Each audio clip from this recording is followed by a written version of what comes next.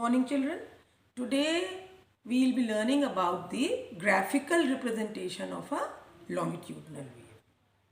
Now first of all we revise again what is a longitudinal wave. A longitudinal wave is a wave in which the particles travel in the direction of the wave. And in air, which wave was formed? I mean to say sound wave. Longitudinal wave. Through longitudinal wave, sound travels in air. Now look towards the board.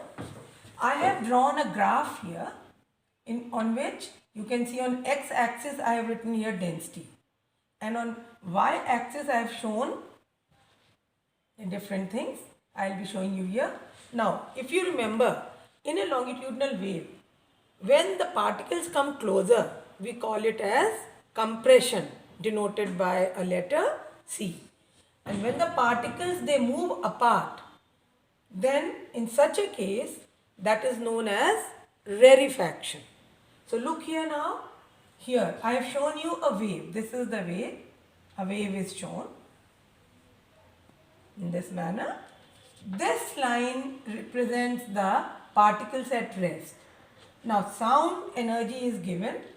The particles start vibrating, and after vibration it keeps on giving the energy to the next particle, and finally the sound is transmitted in this direction. In this way the sound is going.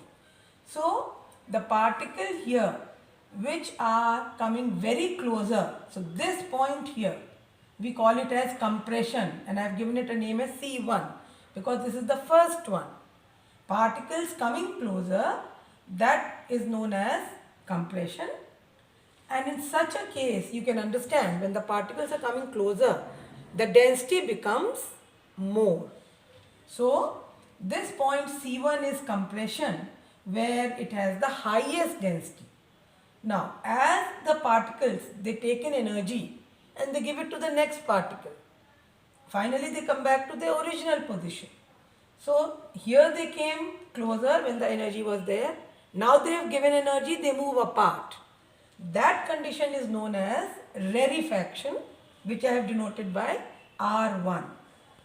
So in this, particles coming closer, compression, particles moving apart, rarefaction. R-A-R-E-F-A-C-T-I-O-N, that is the spelling of it. So in this way, now again, second compression. Energy is given to the next particles, they will come closer. Second compression. After they impart energy to the furthermore particles, they will come back to the original position, move apart, rarefaction. Like this, ample of compression and rarefaction will occur in the air till sound wave gets transmitted. So this is a graphical representation of a longitudinal wave. One compression plus one rarefaction makes one longitudinal wave. I am showing you here.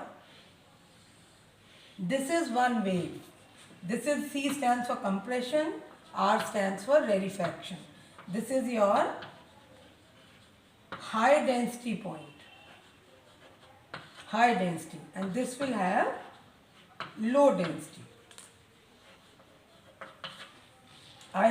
Here I am writing density, and here this wave is moving. Now you can see in this diagram I have written some term here, lambda, which we learnt about in some terms related to a wave. Lambda means wavelength, linear distance travelled by a wave. That was wavelength I gave you. Linear distance travelled by a wave. Linear means from here to here. If you take, this is a linear distance. Wave is going, and this is the linear distance travelled. So lambda stands for wavelength, C stands for compression, R stands for rarefaction, and you can see one more letter here, A. A stands for amplitude. This is also amplitude. Maximum displacement of the particle from its mean position on either of the sides. The particle was here. After taking the energy, it vibrated, and this much maximum distance it has gone. So that is said to be amplitude. So this is one wave which I have shown here. So how many waves I have shown here in this diagram? Two waves. These are two waves. Like this, ample of waves are being formed in the air till the sound is being propagated or transmitted. Now I am speaking. My sound is being carried by which type of a wave in air? Longitudinal wave. And as I'll keep on speaking, my sound will keep on propagating through the air. Once I stop speaking, no propagation of sound, sound will stop.